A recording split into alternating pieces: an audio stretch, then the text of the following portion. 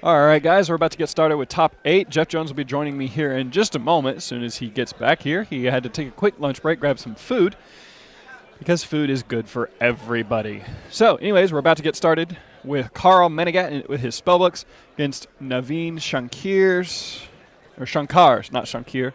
Shankar. I want to say he's playing Fire Fist because it seems like everybody's playing Fire Fist in this top 8.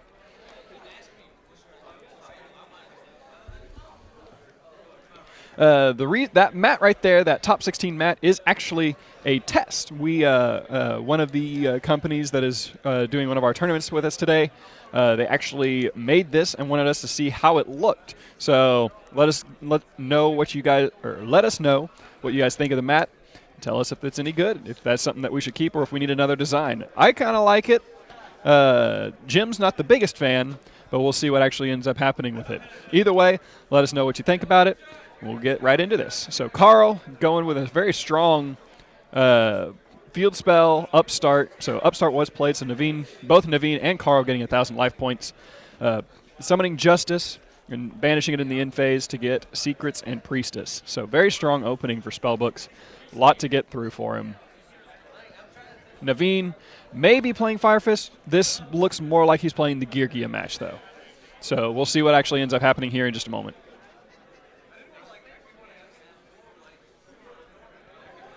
So passing back to Carl after a very passive set 3 play with an Upstart.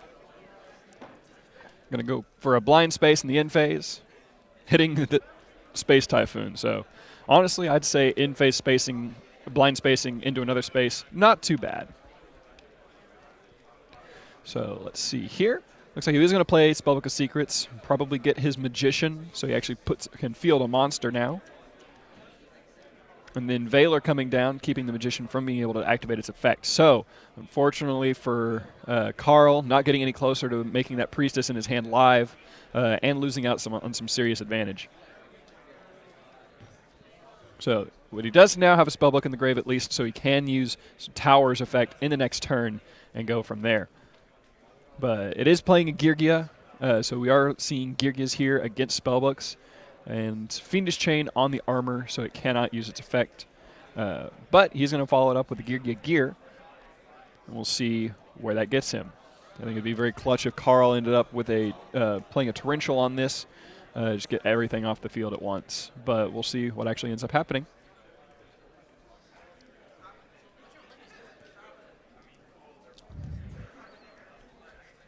So he's going to overlay, most likely overlay the 2 Geargianos for a Gigant, so he can search for an Accelerator, maybe make use of his chained Geargi armor with an Accelerator, make another Xyz monster. But there are a lot of things he can do at this point. He can just go for some damage, possibly. But there we go. So overlaying the 2 Geargiano and the armor for a Gigant. No response on Carl's part, it looks like. So we're just going to search for the Accelerator, most likely. He has not normal summoned yet, so he can get Arsenal and load up another armor for the next turn and just attack with the Geargiano and the Magician. But he's just going to go for Gen X Ally Birdman, which I constantly forget is a card. Bring back the Geargiano for there we go. That's what he's doing. Bring back the Geargiano to bring back the armor. He's going to synchro something. Of course he's going to try to synchro something. But we'll see what actually happens here. So Regeki Break coming down, discarding a World of Prophecy as Carl decides what to target and get rid of.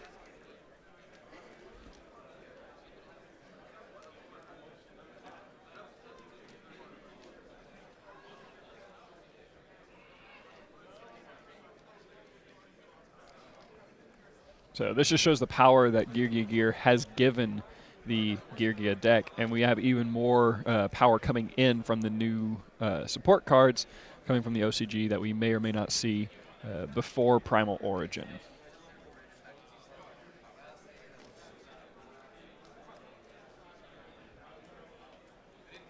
So Birdman gets banished.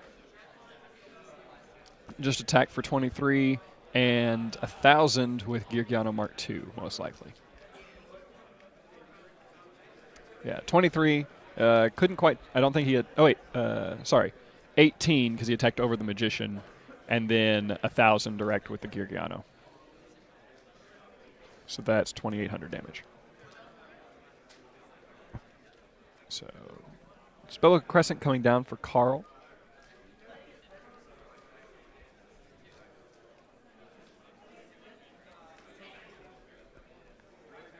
Got to get some card advantage going here. He's already rather behind because of that Valor on the Magician. Valor being very potent against the Spellbook deck. Anytime you can stop the Magician from being able to go off, it cuts them off from their deck, and they're not able to dig deeper and get to the cards that they need. Namely, in situations like this, the Spellbook of Fate that they need to be able to start up and start recycling. The good news being, if he gets life then to his hand, then he can just make the world and just blow everything to smithereens, which could be what he's going for here. If he gets secrets, he can just copy it, or he can use it to get life. If he gets master, he can just use it to copy the secrets in his grave and get life. If he gets life, he can just bring back the world. And he did get life, but he's just going to go for the next game. So depending on what that back row may have been, or he may just not have had enough spellbooks in the grave or in the hand to nuke the field at all. So unfortunately, Carl just scooping it up, going to game 2. Naveen taking game 1 with Girgia, even though Carl did open fairly well. A very clutch Valor in the early game shut him down, kept him out of his deck. So Naveen taking game 1, move on to game 2 very shortly after we side deck. Looks like Naveen taking a smokescreen side deck, whereas Carl, actually looks like Carl's doing about the same thing. He may be doing a regular individual side deck, though. Either way, we're going to cut to a quick commercial break. We'll be back after the break. Thank you, guys.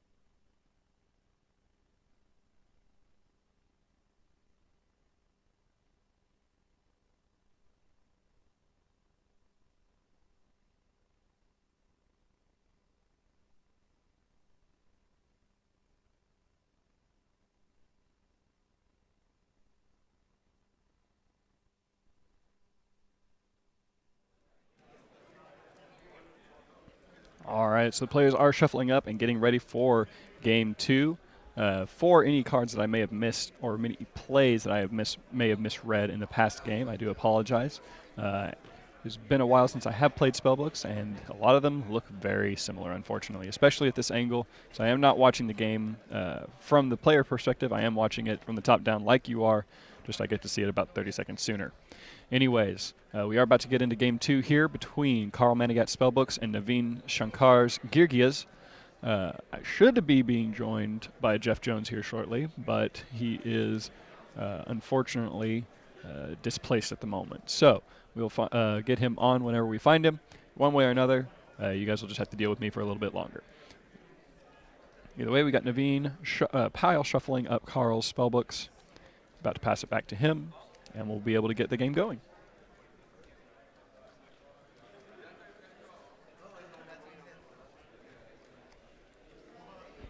There's Jeff. Hello. Hi, Jeff. I emptied my bowels. You what? I had to empty my bowels, you know. Fair enough. All right. Well, I'll tell you what. I will switch over real quick, and then you can take this one, and I will switch my seat.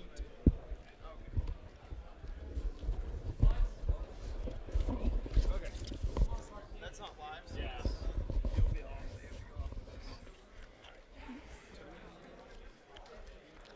All right, so Carl getting started off with, of course, a Spellbook Magician. Upstart Goblin on Naveen's part, giving Carl 1,000 life points.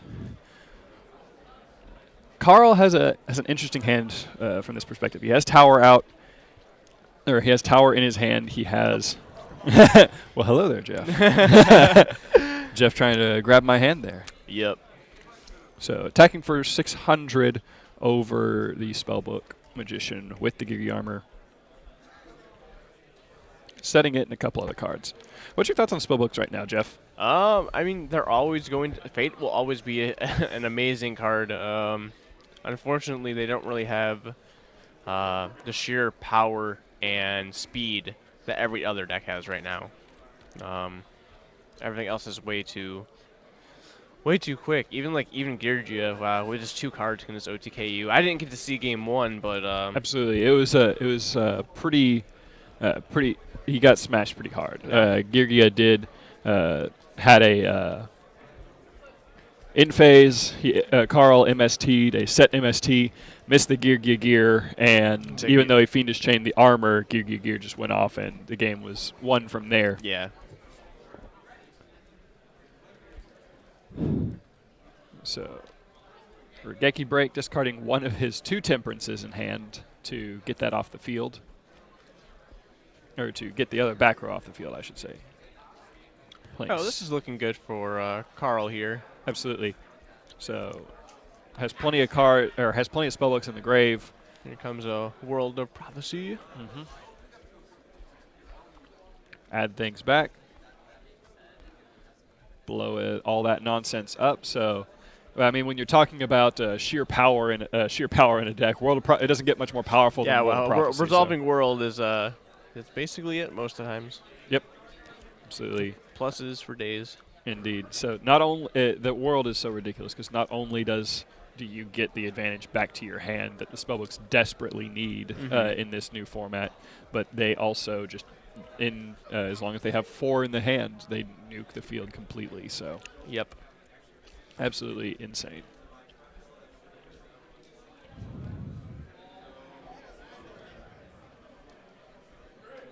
Anyways, going to attack for 29 damage, 100 damage when on the field.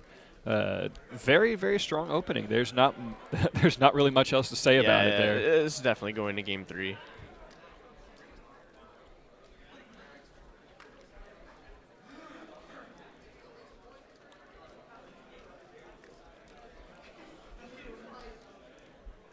Yep, just pop out at this point you can just pop out the Priestess, pop the set, as long as there's not a Veiler in the hand, and just swing for game. Mm-hmm. Oh, there's the Veiler.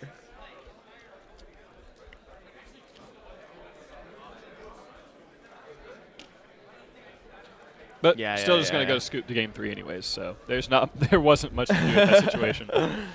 Carl opened very well, very powerfully against Naveen, and there wasn't any effect negation to stop the world. Right. Veiler came 1 turn too late, apparently. Unfortunately, the scariest thing about Spellbooks is going second against them, and I don't know who won the die roll. It went first game 1, but Carl actually did go first game 1. He started off with Justice into Secrets and Priestess with Tower on the field and 3 sets. So he started off very well. Yeah, it's just there was a Veiler that was dropped on the Spellbook Magician on the following turn, and it shut him down and locked him out of all the cards from his deck. So yeah. So Carl Manigat taking game 2 between Naveen Shankar and, Carl Manigat.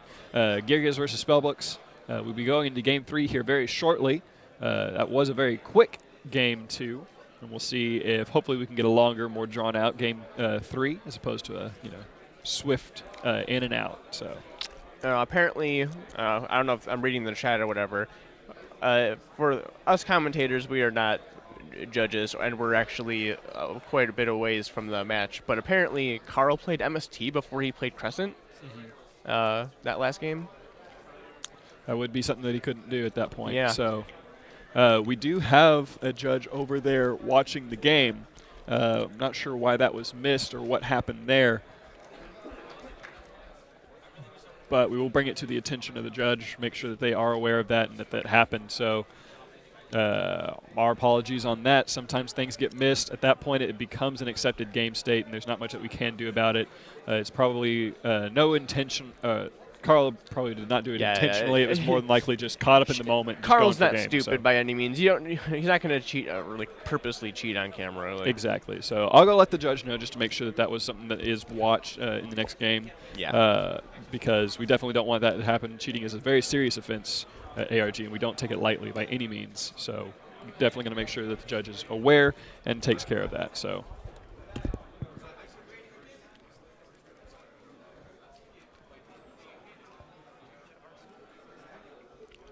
All right, so we has Arsenal into Georgia armor standard plays. Sets 2. All right, starts off the crescent. Hopefully there's no MST follow up.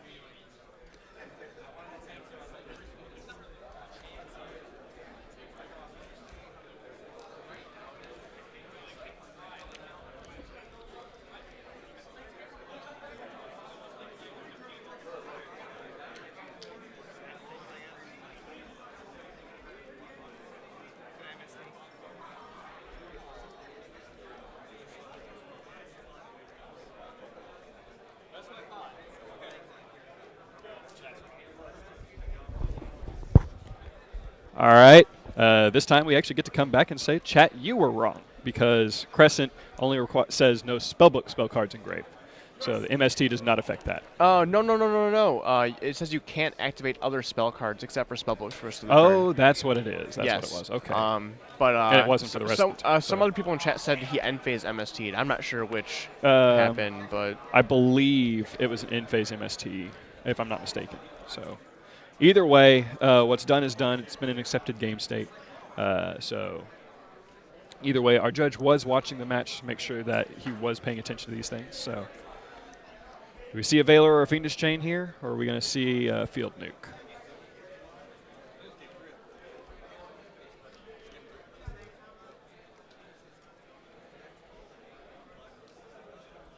So, yeah, just kind of has to let it all go through. So, well, he's going to gear.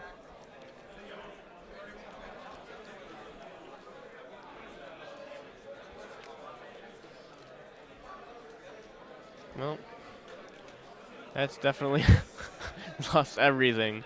Absolutely. So maybe it's just that I'm not familiar with the Geargias. Maybe he has a Geargiano Mark II in hand and wants to be able to bring back for a rank 3 play or something. But is there a reason that you would use the Gear right there? The only reason would be is that if you don't want to draw any of the Geargia monsters, like if you need something else at this point, which is very possible. It definitely doesn't look good after you lose 4 cards to World. Absolutely. And your opponent just gain 2 back. 4, 5, 6, 7. I think he has like 8 cards to 4, double the advantage almost, if not more. So he did have the Geargiano Mark II, so that's one reason that he probably went with the Gear play there, just to make sure they went to the graveyard, so he can make a rank 3 here if he wants, but he knows that he has Fate.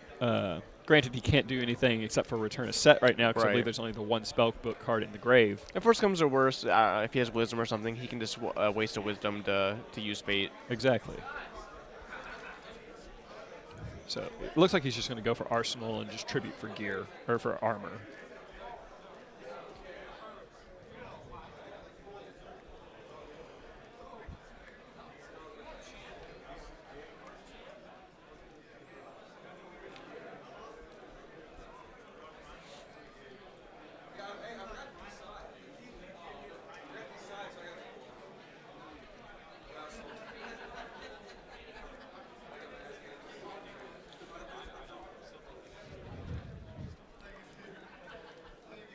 So Carl with just cards for days in his hand right now.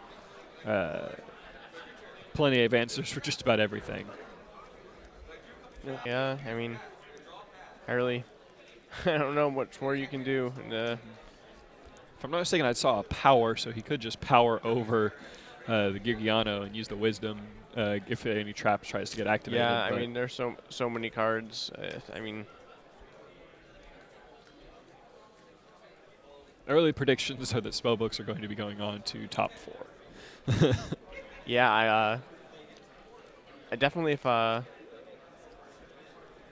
some of the slower decks. I mean, Fire Fist is depending on the more four-axis is a lot slower than three-axis is, but yeah, I know Dalton is using that, and Dalton said that if he made it to the finals, he would probably lose to the Spellbook player.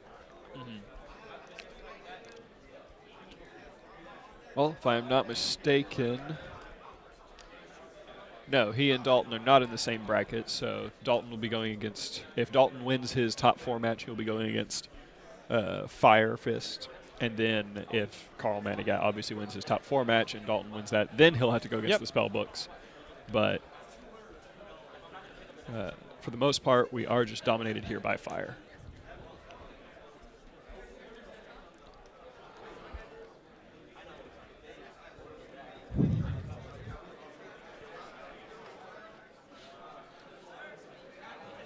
Alright, so grabs a life. Masters revealing life.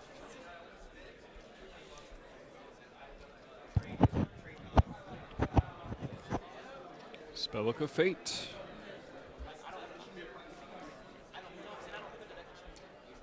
And of course, he has no more Geargianos left in deck to use the Geargia gear with.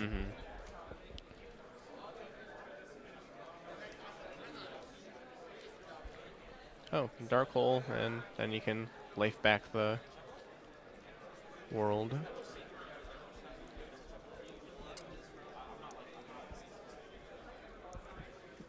I mean, I would definitely say that's a great play because that gets him all that advantage right back again. Yeah. So.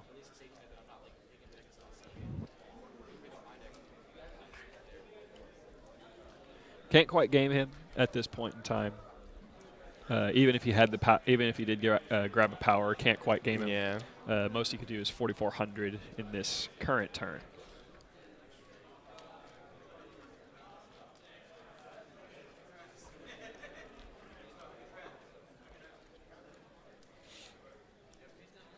Just so many cards. So that's 3,400 damage to Naveen. Naveen is going to be drawing to 3 cards in hand with not much to do. And that's the match. All right. Scooping up to Carl Manigat. We have Spellbooks moving on to our top 4. Absolutely. So Spellbooks will be going against the winner of Alex Keener's match, while we have Dalton Bozeman and his opponent or Clay Seiler, sorry. Not Seiler. I am terrible with names because I don't have a list in front of me. Clay and Dalton dueling it out right now. We also have Jordan Winters and Brandon Ball dueling. And Jordan Winters, Brandon Ball will go against the winner of Dalton and Clay's match. And Dalton's playing against Mermail right now, I think, right? No, it's Geargia, in fact. So we have right now in the top 8. We had 2 Geargias. How about these guys over here? Those gentlemen. It's Mermail and something else. It's a Fire Fist deck, and Mermail's the guy on the left. So Mermail and Fire Fist against Mermail against Fire Fist against Geargias, Spellbooks against Geargias, and then a Fire Fist mirror over with Jordan and them. All right. Either way, we're going to cut to a